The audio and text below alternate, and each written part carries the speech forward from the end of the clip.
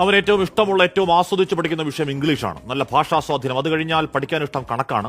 പിന്നെ physics, chemistry, biology. ഇഷ്ടവിഷയത്തോടുള്ള അത്ര സ്നേഹമില്ലെങ്കിലും വിട്ടുകൊടുക്കാൻ തയ്യാറല്ല. ആ വിഷയങ്ങൾക്കും മോഡൽ പരീക്ഷയ്ക്ക് എല്ലാ വിഷയങ്ങൾക്കും 80% മാർക്കെന്നാണ് ആ വീട്ടിലെത്തിയ MJ ഹയർ സെക്കൻഡറി സ്കൂൾ അധ്യാപകരുടെ സാക്ഷ്യം. അവന്റെ ബുദ്ധി ഷാർപ്പായതുകൊണ്ട് മാത്രമല്ല, അധ്വാനിച്ച് പഠിച്ചു നേടിയ മാർക്കാണ്. അങ്ങനെ പഠിക്കുമ്പോഴും ഷഹബാസിന് തുകൽപന്ത് ജീവനാണ്. പുനൂർ ടർഫിലെ ഡിഫൻഡർ, നാട്ടിലെ ഫുട്ബോൾ താരം. പഠിക്കുമ്പോഴും കളിക്കുമ്പോഴും ഒക്കെ 10ാം ക്ലാസ്സുകാരന്റെ പ്രായത്തിനപ്പുറമാണ് ചുമതലാബോധം. ആ വാപ്പ പ്രവാസിയായി കഷ്ടപ്പെട്ടത് നാട്ടിൽ വന്നിപ്പോ കൂലിപ്പണിക്ക് പെയിന്റ് അടിക്കാൻ പോയി വിയർപ്പ് നീരാക്കുന്നത് വീട് പോറ്റാനാണെന്നും എത്രയും പെട്ടെന്ന് മിടുക്കനായി പഠിച്ച പിതാവിനൊരു കൈത്താങ്ങാവണം. പണിതീരാത്ത വീട് പൂർത്തീകരിക്കാൻ എന്റെ സംഭാവന കൂടി വേണം എന്നുറപ്പിച്ചൊരു മകനാണ്. ഭാവിയിൽ വീടിന്റെ മാത്രമല്ല ഈ നാടിന്റെ വാഗ്ദാനമാകേണ്ടവനാണ്. ഇന്ന് ആ വാപ്പയുടെയും ഉമ്മയുടെയും പ്രാർത്ഥനാനുഗ്രഹങ്ങൾ വാങ്ങി സ്കൂളിലേക്ക് റിവിഷൻ പൂർത്തിയാക്കി മലയാളം പരീക്ഷയ്ക്ക് പോകേണ്ട ഒരു വിദ്യാർത്ഥിയാണ്. ഇന്നലെയാണ് റമദാന്റെ 1ാമത്തെ നോമ്പ്. അത് പൂർത്തിയാക്കി പ്രിയപ്പെട്ട മകന്റെ പരീക്ഷാ വിജയത്തിനടക്കം പ്രാർത്ഥിക്കേണ്ട ഒരു ഉമ്മയും വാപ്പയും.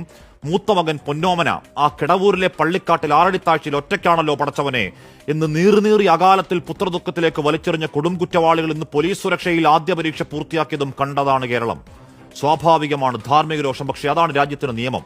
കുട്ടിക്കുറ്റവാളിക്കൂട്ടത്തിന് പരീക്ഷ എഴുതാനുള്ള അവകാശങ്ങളെ പറ്റിയുള്ള കാണ്ടം സൈബർ ക്യാപ്സുകൾ പറക്കുന്നുണ്ടെങ്കിലും ആ ചട്ടവും നിയമവും എന്താണെങ്കിലും മകനും മയ്യത്ത് നിസ്കരിക്കേണ്ടി വന്ന ഒരു അങ്ങേയറ്റം നിസ്സഹായനായ അച്ഛനു വേണ്ടി ശബ്ദമുയർത്തിയ സംഘടനകൾക്ക്, അതിന്റെ നേതൃത്വങ്ങൾക്ക് ഹൃദയാഭിവാദ്യങ്ങൾ.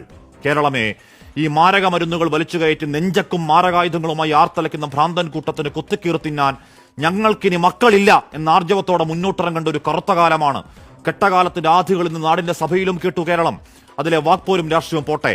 കഞ്ചാവും കടന്ന് MDMA-യും LSD-യും കടന്ന് കെറ്റമനും GHP-യും അടക്കം പേരറിയാത്ത അത്യാധുനിക ലഹരികൾക്ക് ഡാർക്ക് വെബ് ഒരു നരകം വാതുറക്കുന്ന കാലത്ത് 4ാം ക്ലാസ്സിൽ പഠിക്കുന്ന കുഞ്ഞുങ്ങൾക്ക് വരെ മുട്ടായി മധുരത്തിൽ വിഷം കൊടുത്ത് വശീകരിക്കുന്ന മുടിഞ്ഞവന്മാരുടെ മാഫിയ കാലത്ത് ഈ നടപടി പോരാ.